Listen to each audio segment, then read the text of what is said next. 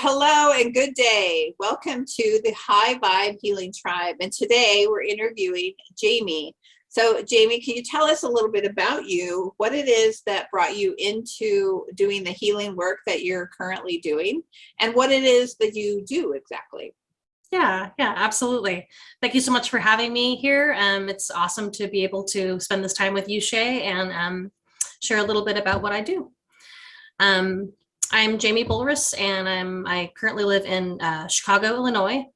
I've been on this spiritual healing journey all of my life. I've always been interested in spirituality ever since I was like a little kid, from like talking to like nature as a little kid to to present day. So I've always my mom and I were always close, and we used to always just like have hours long conversations about spirits and ghosts and past lives and karma and reincarnation and all that stuff. So it's always been a very like active, thriving part of my life, and just a really big part of who I am. So I've always just sort of had that spiritual foundation, and it's always just been a hobby of mine as well. So I traveled around a lot. Once I graduated high school, just traveled around all around. I'm from Southern California originally, and just wanted to experience a bunch of travel. So I spent my 20s, my early 30s doing that. I became a professional chef in 2005. So I was a professional chef for about, 20 years, 15 years or so. So that was kind of my old life. I was an executive chef for Nike and for Intel. So a pretty high profile, accounts and a pretty high profile lifestyle, really, until really my body was just, it was just becoming really hard on my body, and it really wasn't my passion. I mean, food is definitely a passion of mine, and like I love cooking, and I love gardening and growing food and all the things, but I really was always kind of like, it was always like this little something missing, just like this little piece always missing. And then back in 2013, my sister said, Jamie, I just had an Akashic record reading. And I'm like, what? And a what? Like, I'd never heard Akashic records before, but like the sound of Akashic records like totally like struck something in me. She's like, oh my God, I just had an Akashic record reading and you have to have one. It was so incredible. It was so amazing. I'm booking you an appointment on Saturday. I'm like, oh, wow. Okay, cool. Yeah. So I had my reading on Saturday, and in that reading, she said, you're going to call me crazy, but it's really clear in your records that you should become an Akashic record reader. Like, you have the vernacular for it. You've done it many times in past lives. You do it currently in other lives now. And I was just like, wow, no way, crazy. So she told me about a book to read and her teacher. And so I totally blazed a trail. Like, I got the book that day, and I ended up working with Linda Howe. She's actually here in Chicago. I took all of Linda Howe's courses. I even started to take the teacher practitioner course until she didn't offer it that year and was going to do it later down the line. But it was all just really easy, like just synchronicities. And I just like, I blazed a trail. It was easy. It was awesome. It just totally lit me up. It totally resonated with me. So I started my business, just getting Akashic record readings, and started a website and doing all of that. And in case some of you may not know what the Akashic records are, like I didn't know. So the Akashic records are a vibrational archive of every soul in its journey. So they're energetic records of every thought or feeling or event or situation or circumstance that has ever existed throughout your soul's existence. So they're pretty vast records. So they're just like your own personal records. It's kind of like your soul's blueprint. So it's like your own personal records on that have been with you since the beginning of the incarnation of your soul. So it sounds pretty big, right? Like pretty like, whoa, like to think about like the expansiveness of what the Akashic records are, and they are, and everything and everyone has an Akashic record. Every human on the planet, animals have an Akashic record. Planet Earth has an Akashic record. Countries have Akashic records. States have Akashic records. National monuments. Your house has an Akashic record. Your business has an Akashic record. So they're really, really useful to be able to go in and gather information. So you can ask different kinds of questions in your Akashic records. So really common questions and really helpful questions are things about like relationships. So if you want to have any questions about like, maybe your current partnership or relationship, like maybe with a family member or like, with a parent or something, maybe with your child. You can ask about questions about work. You can ask about questions about your soul's purposes. You can ask questions about your health, questions about any hobbies or like maybe things you were good at. You can also access past and parallel lives in your Akashic records. So you can see, maybe look at some of your soul lessons and what you're here to do. Maybe look at some of the themes in your life. And look at some of like your big soul lessons and kind of see how you're tracking on them, basically. So the Akashic records they're expansive but yet they're also very, very subtle and gentle in nature. They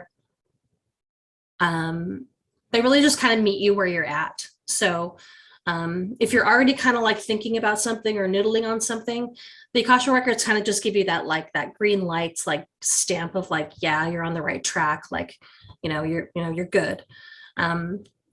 So they're not future predicting, and they don't really tell you, since time is not linear, they can't really tell you when you're going to, get that job promotion or when you're going to meet your soulmate, but rather they could ask kind of like, maybe what's preventing me from getting that job promotion? Like, what is it that I need to do to get aligned with getting that job promotion? Or what do I need to do to start to create an openness and energetically pulse out getting that relationship that I want?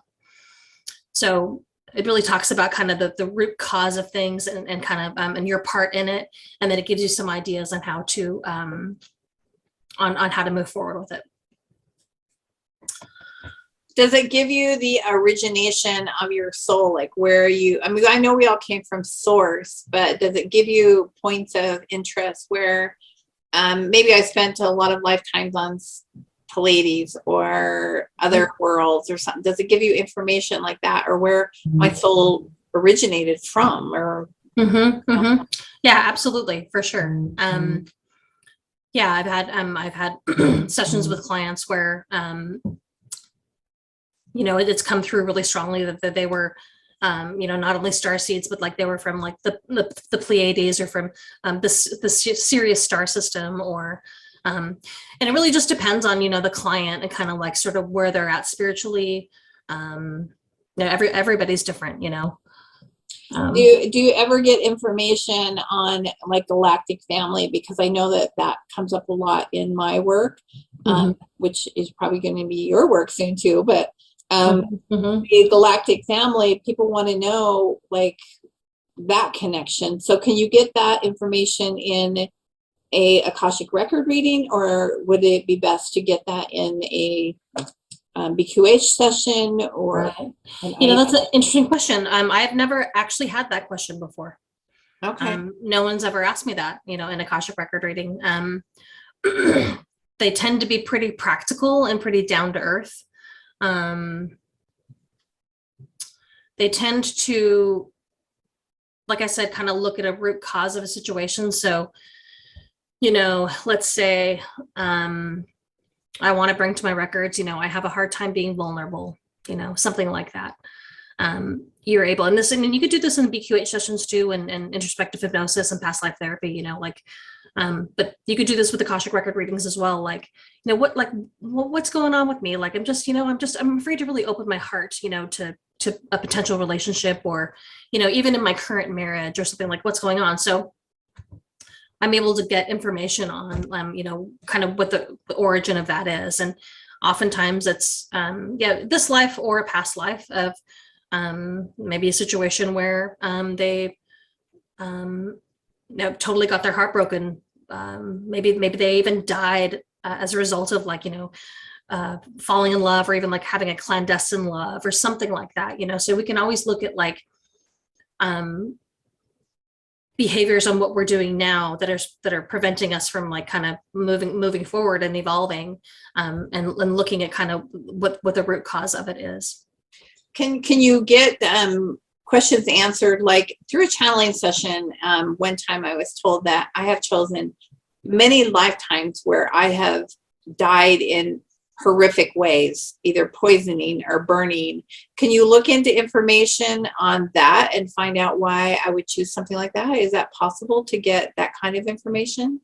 Possibly. Yeah, it is. And it's interesting because, since my work has expanded, since this last couple of years, I've become certified in beyond quantum healing and introspective hypnosis and past life therapy, and as well as becoming a channel.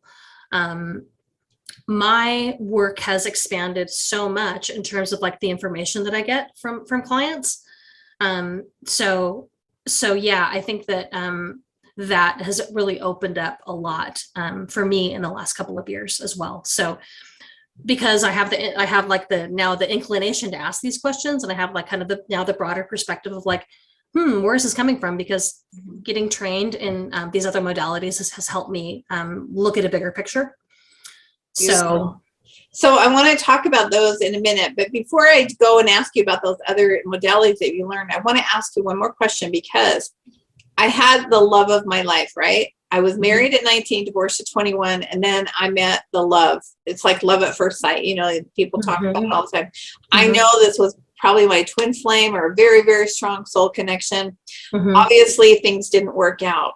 And it wasn't until my husband passed that I actually got more information about him, my first love, right? True love. And anyway, I was told that we had like 7 lifetimes together that were unfinished.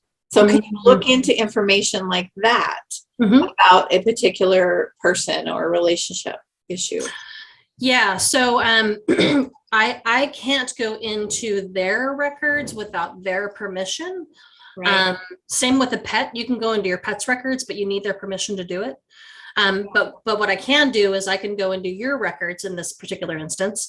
I can go into your records and see what your relationship with him is, and I'd ask his name, and I'd just ask you questions and just see what came through. Oh, wow. Beautiful. Well, I'm excited. Someday we're going to have a yeah yeah, definitely. I mean, it's interesting because, like I said, they're very subtle. They're very subtle. They're very down to earth. They're very grounded.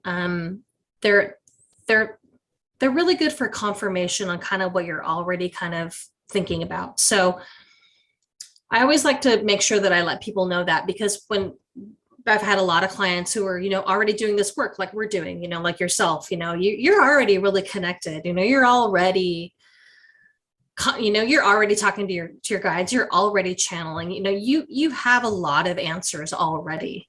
Absolutely. So I like to just let people know, like, if it comes through that, you kind of already knew, it's because you're already pretty connected. Right. Yeah. Well, I know. And it's funny because in session, sometimes when my clients come in and they have these types of questions, the higher self or the guides will say, well, she already knows this. And I always say, yes, I know she already knows, but she's here for clarification. So can we just give her that clarification? Sure. It's really interesting because we do have the answers to all these questions. We just have that ego mind that comes in and it creates the doubt and questioning. So, yeah. So, oftentimes I'll say to my clients, I'll say, I'll get information and then I'll be like, well, you already know this, but they're just wanting to remind you that blankety blankety blank, and then so they're like, oh yeah, I know. They'll laugh, like they know. Yeah, I love it. Mm-hmm. So how would an Akashic record reading be helpful for someone then? What can they gain in most cases out of an Akashic record reading? Well, they can certainly gain clarity on like any situation that they bring to the reading. So it's an hour-long reading, and I tell them to bring like 3 or 4, maybe sometimes 5, like really core questions that you want to ask. Again, keeping in mind that they're not future predicting, so we can't get lotto numbers, we can't get, and they're not time like sensitive either. So it can't be like, when am I going to meet my soulmate? When am I going to, when am I going to move? We could talk about like probabilities, right? So yeah, you can gain clarity on whatever it is you want to bring. So whether it's like what are my soul's purposes? I'm about to make a really big decision. I have a couple of choices. I'm just not sure what to do. We get to talk about that. So it's very interesting in an Akashic record reading, because when the records are open, it's very, like I said, very much dialogue. So we get to have just like a conversation like we're having right now, because things come to be on the spoken word. So the client will ask me a question, and I'll ask follow-up questions. And I would say also part of the healing that happens in a reading is them just kind of talking through stuff that they haven't really talked through before. So I start to pose questions that maybe they hadn't even thought of. So part of the healing that happens in a reading, and part of the how they're helpful and how you can kind of gain that awareness and that clarity, is just by sometimes just talking it through. Absolutely. Yeah. Right. Yeah. I know I find that in my soul regression work as well, QHHT and IH. Just sometimes the interview part of the session is the most important part. Right. That's where they gain the clarity, and they, get different perceptions and way to view things. And so, yeah, it's very, very helpful to just talk through things. Yeah. I mean, you could just like you could sometimes just get your answer from that. Right. Exactly. Yeah. So much clarity.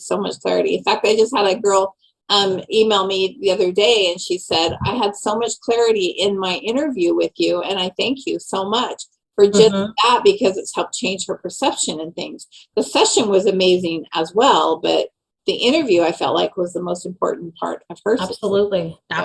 Yeah, for sure. Yeah. And those interviews in those sessions are really powerful, right? Yeah. Because, we get pretty deep, we get pretty real, and we ask some questions that maybe they've never been asked before, right? Exactly. Yeah. And so now you started with the Akashic records, but now how did you go from the Akashic records into BQH? You were looking at BQH and QHHT, and you decided to go with the BQH.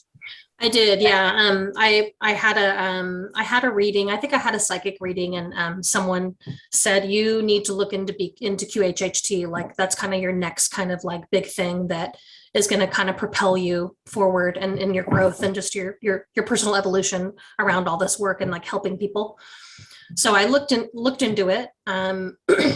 And then simultaneously, like something came up about, with Dolores Cannon, quantum healing hypnosis technique, that she founded. So I started like really kind of taking a deep dive into that. And in taking this deep dive, simultaneously, Beyond Quantum Healing came up as well on a Google search. And I was comparing the two, and Beyond Quantum Healing is through Candace Craw Goldman, who was Dolores Cannon's assistant for 15 years.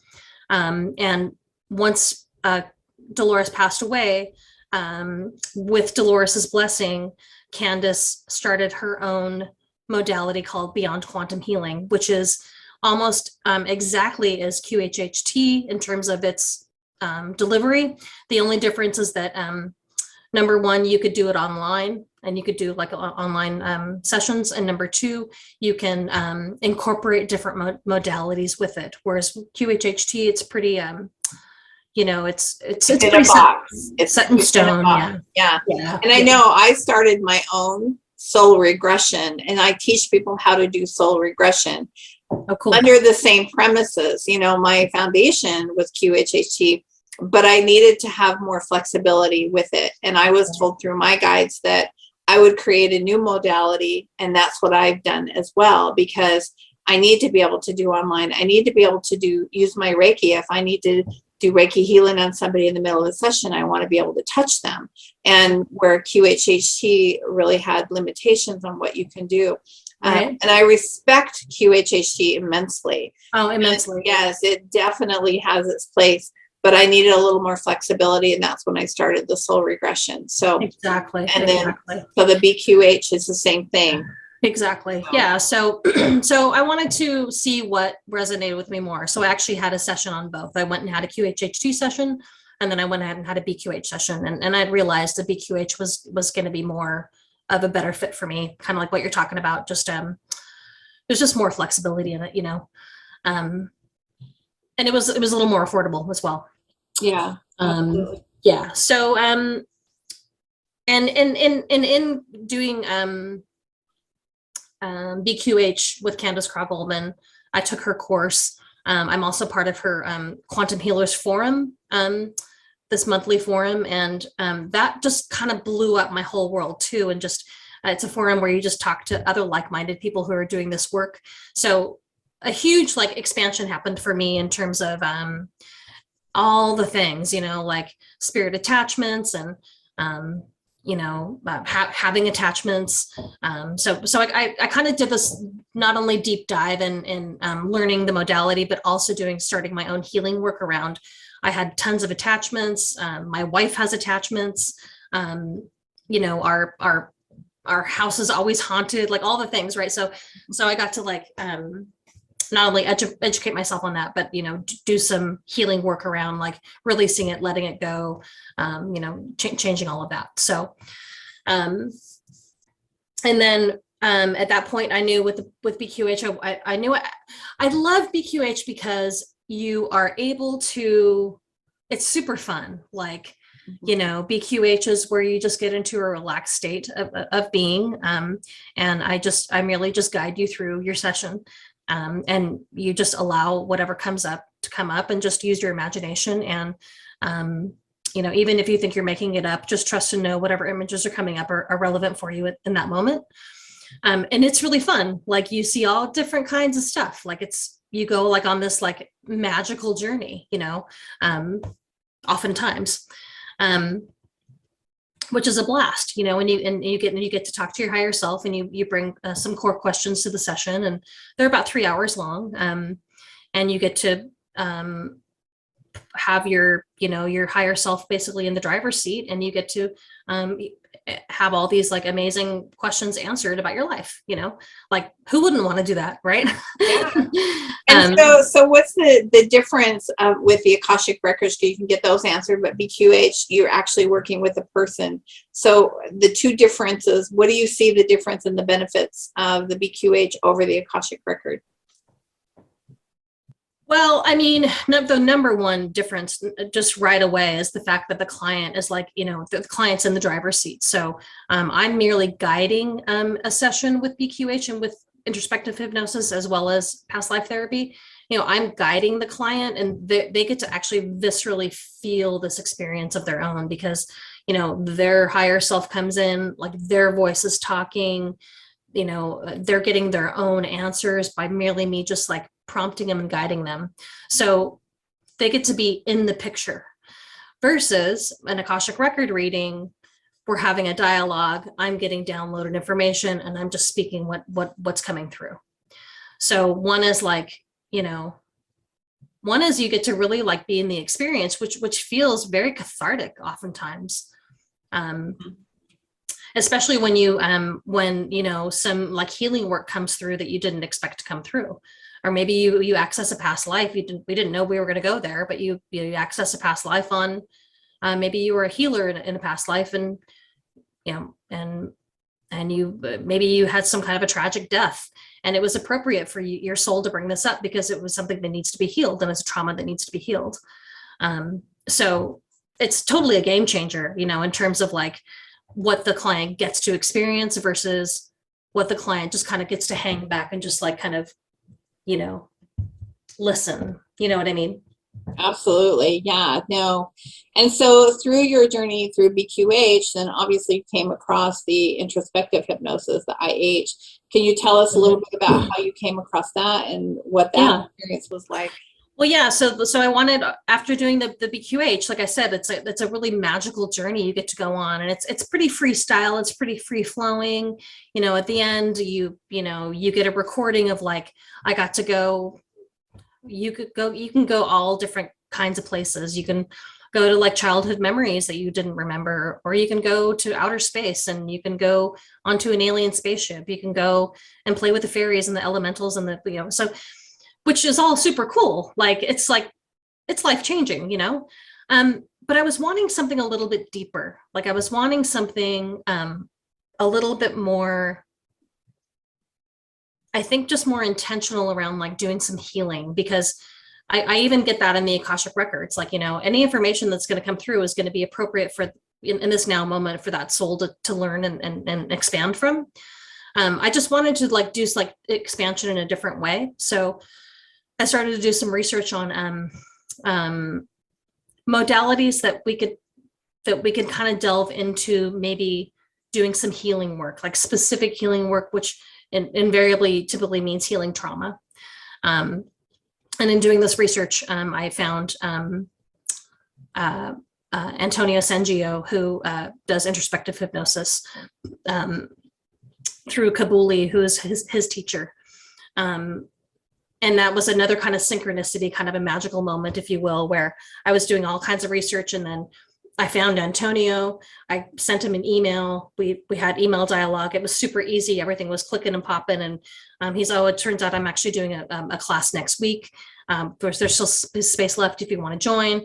So it was all seamless and easy. And I just did it and I joined. And I'm really glad I did, because there are so many remarkable tools in introspective hypnosis that it really, again, that just opened up my world and expanded my consciousness on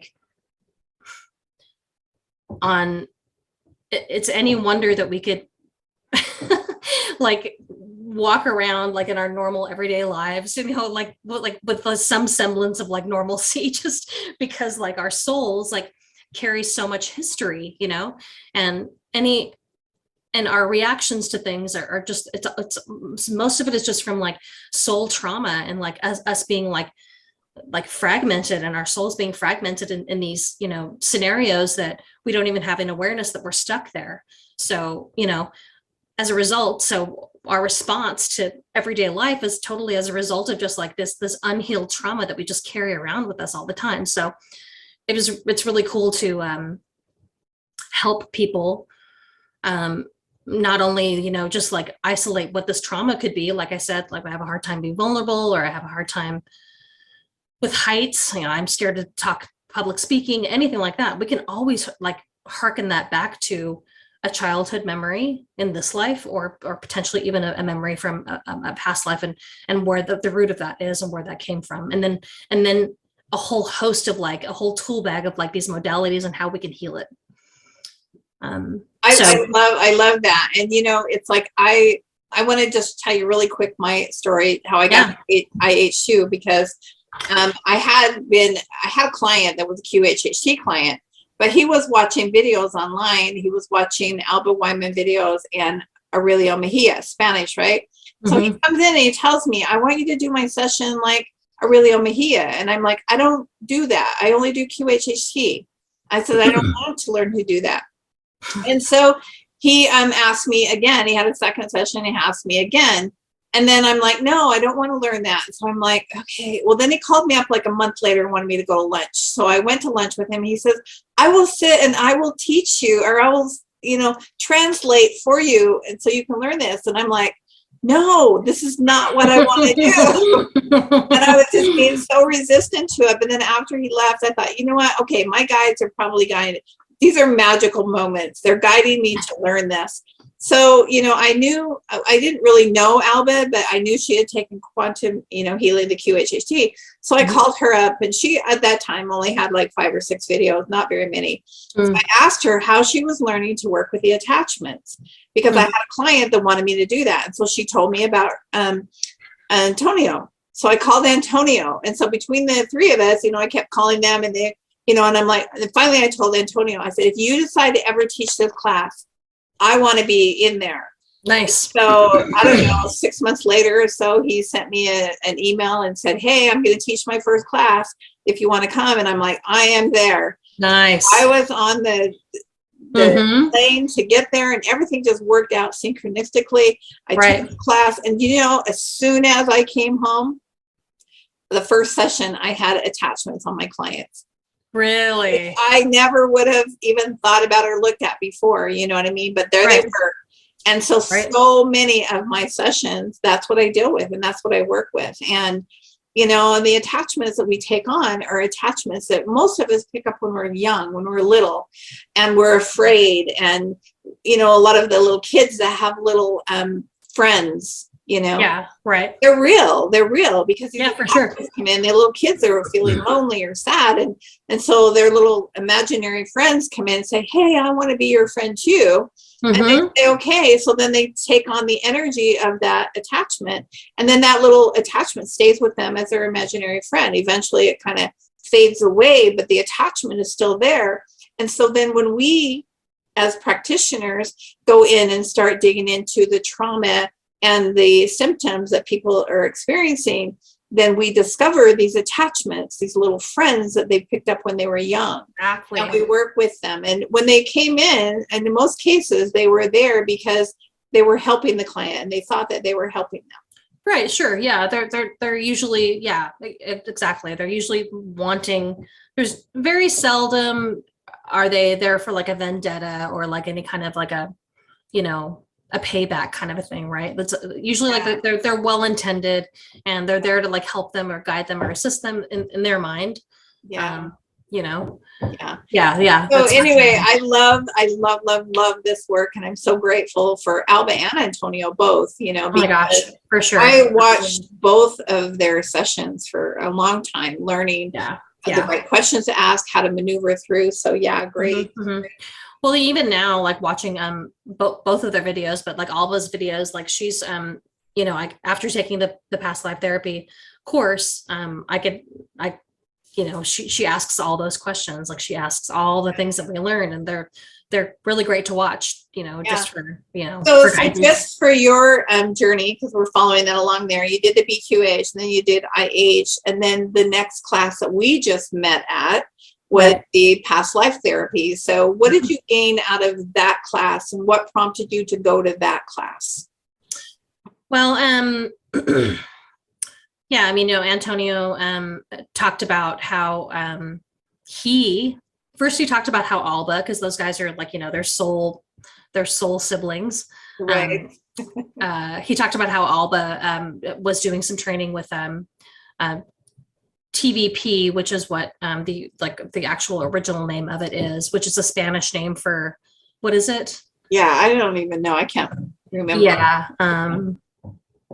TVP.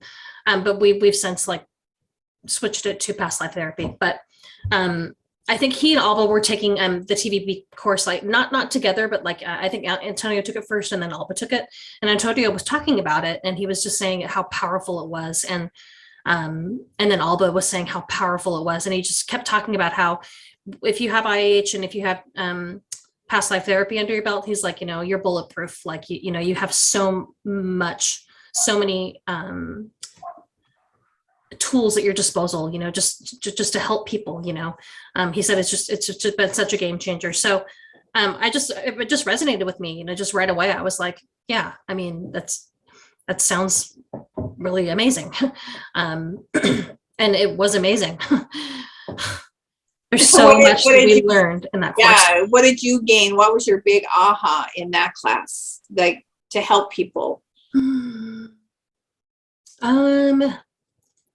Gosh, there's so much. Well, I know I felt like it was so amazing because I have clients that I oftentimes can't get into that relaxed deepening gateway, So this modality helps those who can't go into that, or who don't go into that deepening gateway, because you're really just, we want the conscious mind of awake Right. and aware. So we're just making conscious what is unconscious, but the client is very conscious about whatever is happening. And so say you have a pain in your arm, you start dealing with the pain in your arm, and then you have them go into that pain. Mm-hmm. And the memories just come. Right. You talk about the memories, and then you look at, what's the most difficult moment about this? How is it affecting you mentally, physically, emotionally? Right. Yeah, I love that there is not an induction with this past life therapy. Like you said, you just close your eyes and you just recall a memory, and that memory, and if you're like, well, I can't recall memories. It's like, well, can you recall your favorite Christmas as a kid? It's like, oh yeah, I know what my favorite Christmas is. So it's really just about like recalling a memory from the last time you felt whatever it is you want to, bring to the session. The last time you felt unworthy, or you felt shame, or you felt, or maybe like, a symptom in your lower back, this lower back pain. Like, so, if you knew, what is that lower back pain like? What is it similar to, and then you get to kind of prompt them through. So that's, and it's like the most like heightened awareness conversation you're having, with a client. yeah. And I mean, one technique I really love, and it's one of my favorite techniques. And I'm still kind of in the practicing stages of all this. At this point, I'm doing it on a donation basis for the next couple of months, just to get some more practice. But one of my most favorite techniques is, in both of these modalities, is the role change, to where you can, in this particular technique, we are able to, like, sometimes there's like victim and perpetrator roles. So if you're the victim of someone, you're able to then talk to the perpetrator, and kind of get their point of view on things. So you're able to, like, be the lips and the mind of, say the one that you have the challenge with, and then you get to hear like their perspective, and like what made them do it, and what were they thinking at the time, and what was their cause and their reasoning behind it. And then you get to have this conversation with this other person, and sometimes you get to make them aware that, like, it's not okay to, inflict any of this harm onto your client, right? And then they get to talk about the reasons why they did it, and then so it's a really transformational, like, eye-opening moment.